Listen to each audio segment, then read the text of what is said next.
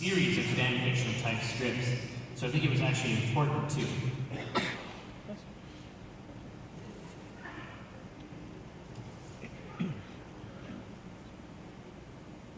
What was the last movie, TV show, game that made you cry?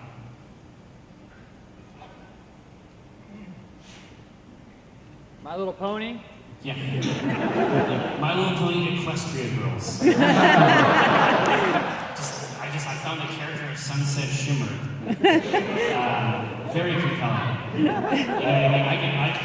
And then obviously in Equestria Rocks, where she has an opportunity at the Battle of the Bands to sort of redeem herself. What are you talking about? You don't know what it's like out here. It's really, really good. It's an intense experience. It's a real thrill ride from start to finish. I don't know why the villains had better songs. I don't know why the villains had better songs. I don't know. I guess they were ancient evil siren dragons. That's probably what it was. Are you about done? Here's the fucking reality, man. I could talk about My Little Pony for a very long time. A very, very long time.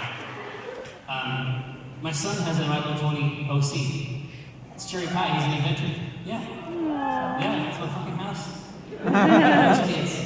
Man, it made me cry. Last Night is almost certainly the case for you.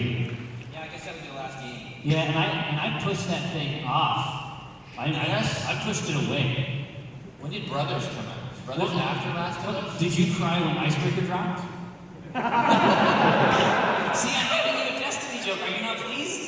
I am pleased, but you're doing it ironically. Yes.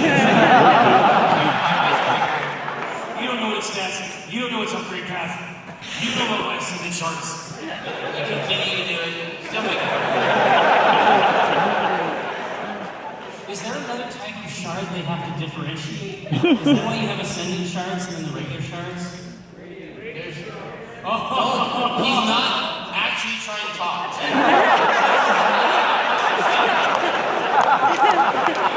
He's not having a conversation. He's trying to make fun of us. He cannot give him what he wants. He cannot be allowed to win. I messed it up. Okay, I keep pushing this, and I apologize, but I messed it up at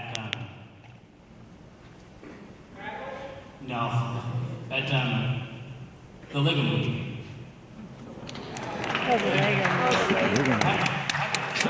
That movie actually gets into some pretty. Obviously it's funny and goofy, but good lord, at the end it gets into some real shit.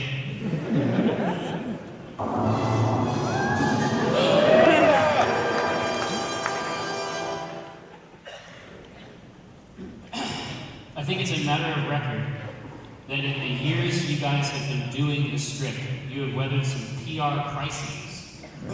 They're close. I've watched a lot of your Twitch and a lot of PA series, and it's totally clear that you're both incredibly nice guys. So it's working.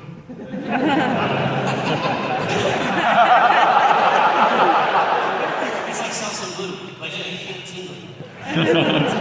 How do you reconcile your turbulent public persona with maintaining a sense of yourself as fundamentally nice guys? Do you still feel okay when stuff like Dick Wolves happens? Is controversy just a part of public life? Yes. Or do you ever feel like lightning rods for any particular reason? Yeah, I think that the trick, and we talked about this a little bit with Twitter already, is that from very small amounts of information, our minds create like a whole person, right? Like we create like an entire person that we can then hate freely, with just absolutely just hate them, either for amusement or for some other reason. And I'm not evil. I am not actually Satan. But when I would read those things, it would cause me to ask the question of myself, am I Satan?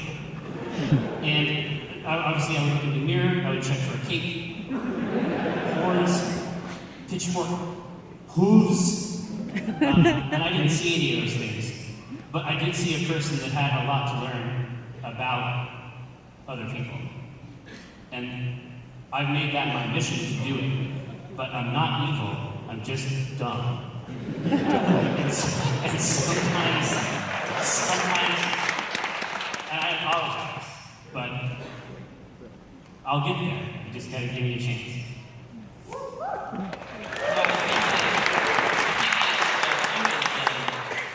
I think yesterday I said that Twitter was like a net loss, which might not be true.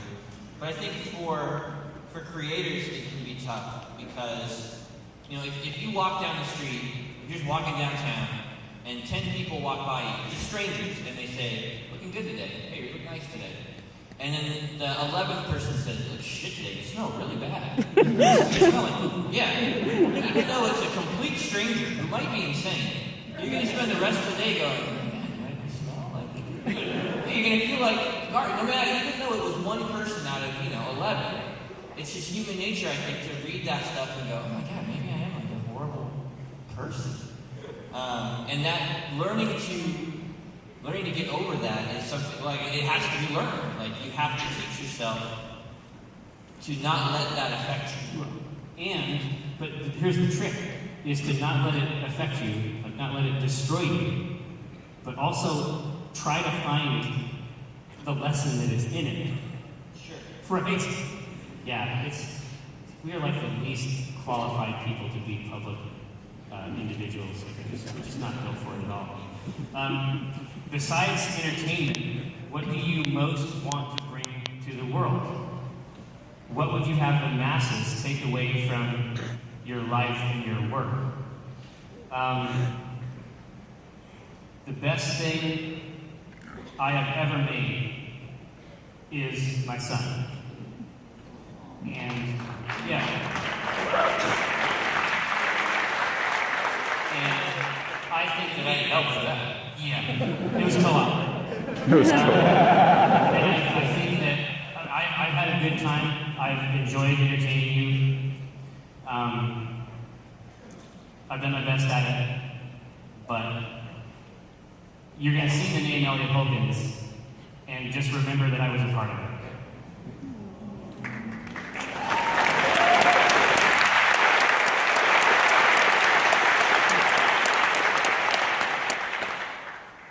You like Cheetos? That's not necessary. I was letting you have your moment. What am I supposed to say after that? That's a jackass.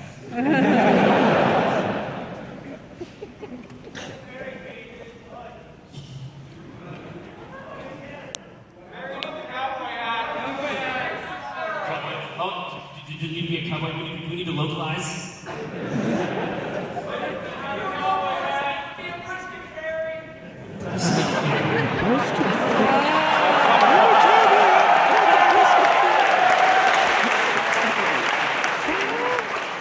Many of the script search contestants have found work in your empire or through you, a symptom of your willingness and ability to help others. Have you ever casually...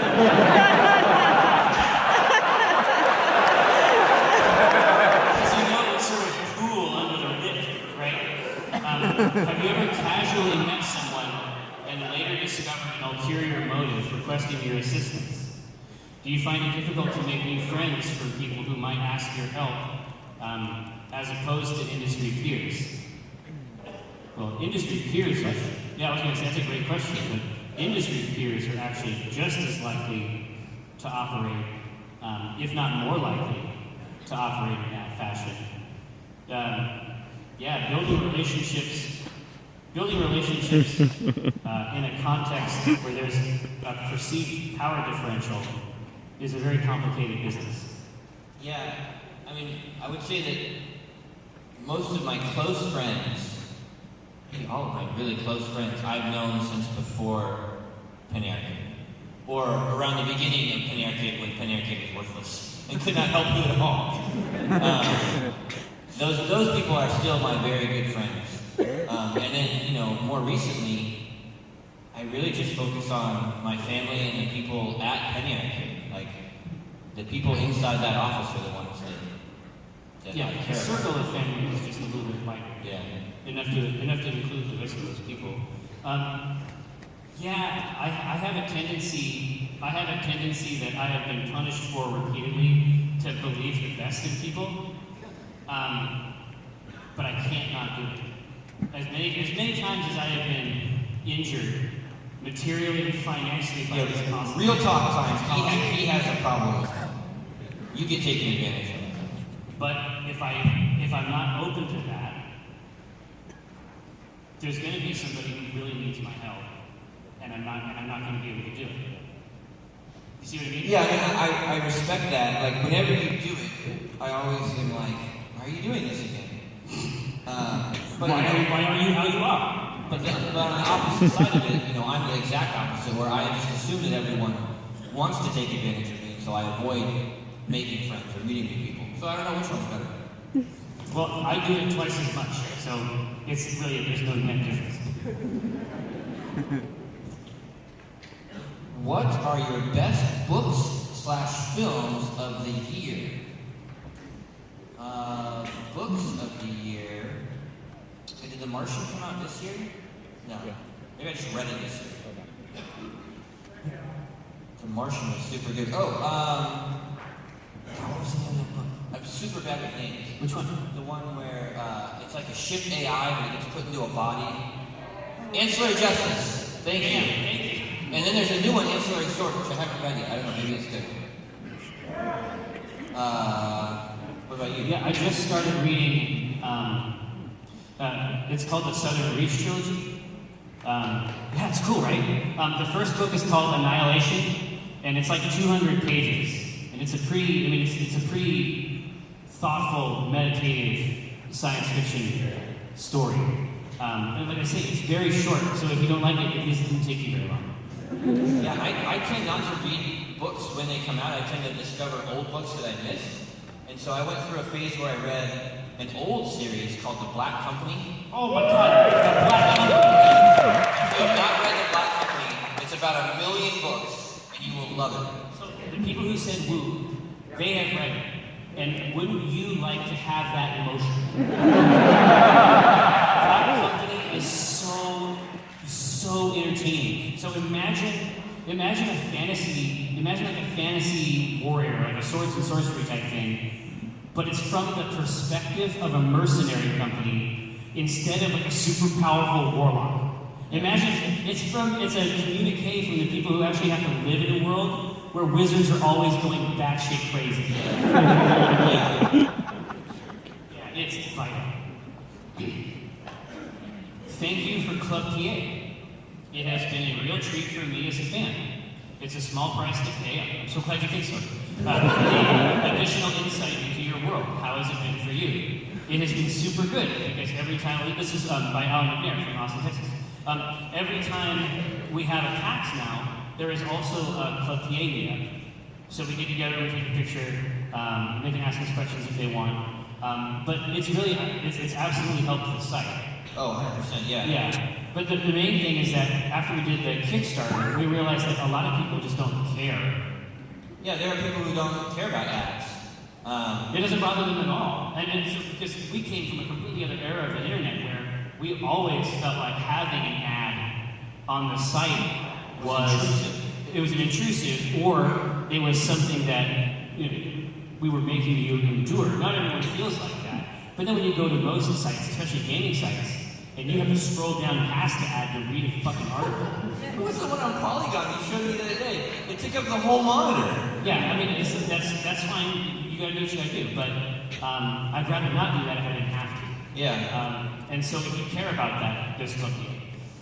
But also you get, the pin, a bunch of, I think it's for people who there are people I think who come to the site and read Penny Arcade and they just, it's a funny comic. And I think there are Penny Arcade fans who want the podcast and want the videos and want the pins. Like, there are Penny Arcade fans. I've seen them.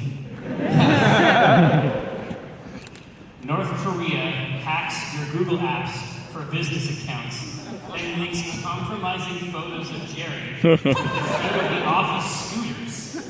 I'm trying to figure out how that would work. They demand that you remove that strip concept from your ideas list or further shames will be divulged. Which strip is it?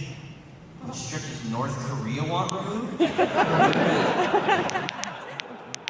We've pissed off a lot of people, but I don't think we've pissed them off.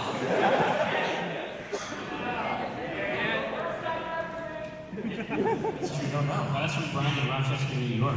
Like, Maybe they really hate Twisted Catsby. Like, it doesn't make any sense. they think it's like some really complicated algorithm, but it's actually about a demon and a cat. Yeah. But that actually goes into something. Like, we are damaged in such a way that we often do not know if something is offensive or not.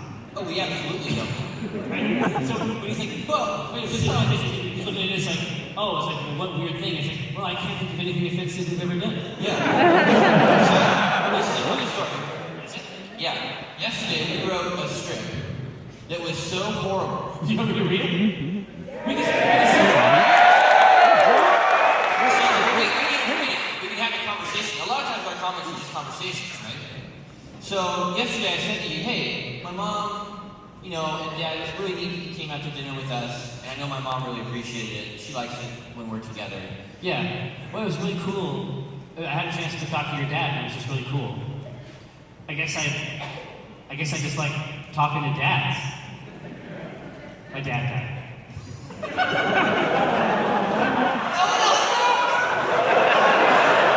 we don't know when it's not funny. So it's hilarious. Behind this curtain, we rolled around on I told it to Kara, and she's like, oh my god, that's so sad. I was like, she didn't get it, so I said it again. But you were even talking about, you were really sad. You talked about your dad and how sad it was, and I just started playing Tracy Chapman's Fast Card. Yeah, we're not good people. That's why when we do get into trouble, we're like, oh my god, that comment was so offensive, how did you not know? We really don't know. need help. Just kind of the point where we'll like sort of float something out on the email. It's like, is this evil? Oh yeah, so we have an internal email for the Penny office, and a lot of times I'll be like, "Hey, here's tomorrow's comic," and it's not like, "Hey, I want you guys to see it first." It's like, "Is this gonna get us in trouble?"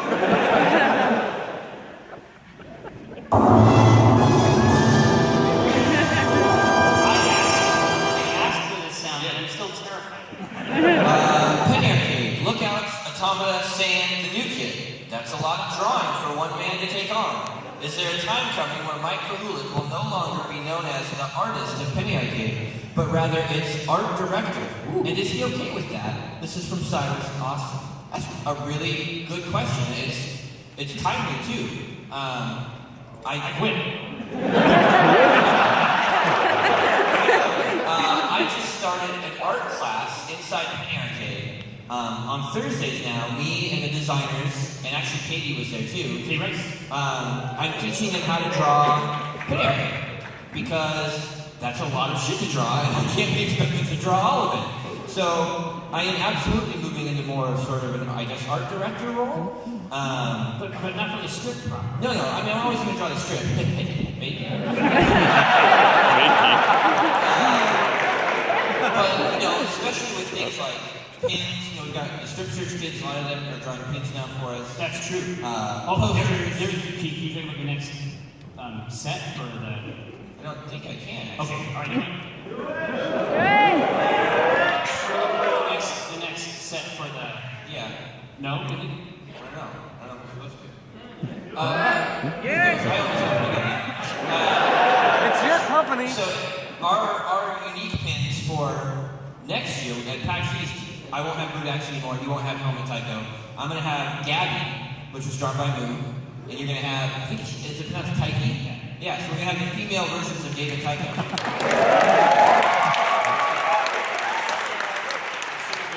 Yeah, they're gorgeous. What's that? Oh, yeah. We should call that set. Rule 34. Yeah, so there's a lot more stuff that needs to get drawn that I can't draw, and I can draw everything. So I will be doing a lot more sort of, I guess, helping and managing other artists. But I've been impressed, like, after Automata, because typically speaking, when we do a big project, it doesn't run alongside the regular script. We usually take the updates. We actually use the actual update dates for the comic, but you were able to do that, and the Destiny one, and the League of Legends one, more or less like in line with the rest of the work. So I'm saying that you can actually do a lot more work. I guess I could.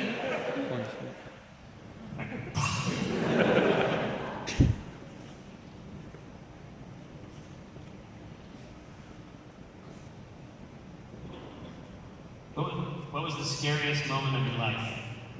Haunch in Boulder, Colorado. The scariest moment of my life is when we lost my youngest son, Noah, at California Adventure for about, maybe 30 minutes, honey? Yeah. It was the scariest moment of my life. I've never experienced anything like that fear. Running around that theme park looking for him. It was a nightmare. What's the scariest moment of your life?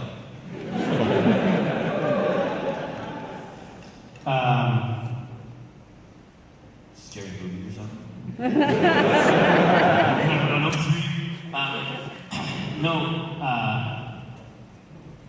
Ronya was, you know how sometimes there'll be like a iron sort of banister that you'll use your hand on to go down a set of concrete stairs? And she thought that it would be cool to hang off of that on the top so that she could fall off of it directly onto a set of stone stairs. And at that time I was riding my bike to work, and so I could not get to her. Oh, you couldn't get home? I couldn't get home. I had to ride my bike like a devil. And that part of town used to be a train yard, and I actually got my wheels stuck in the rut between the pavement and the railing, and I was going so fast I actually punched through it, but it shattered one of the pedals. So then I was pedaling with one like this, and then I got there and she was unrecognizable, and they make you wait 20 minutes to see if you have a concussion. And so we just had to sit there and stare at her while she cried for 20 minutes. And then a nurse came with a popsicle and it was fine.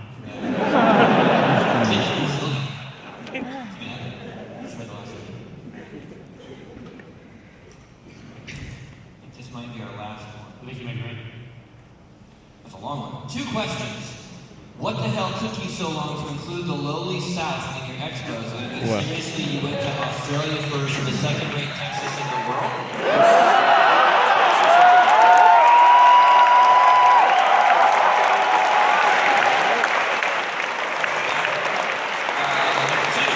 The tone, artistry, and direction of your comics has gradually shifted over the years, almost in direct correlation to your burgeoning family lives and growing brand conglomerate.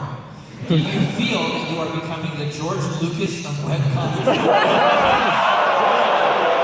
ever wish you could go back to your angry, starving artist roots of the early 2000s? This is from Andy in, I'm going to say Pearland, Texas?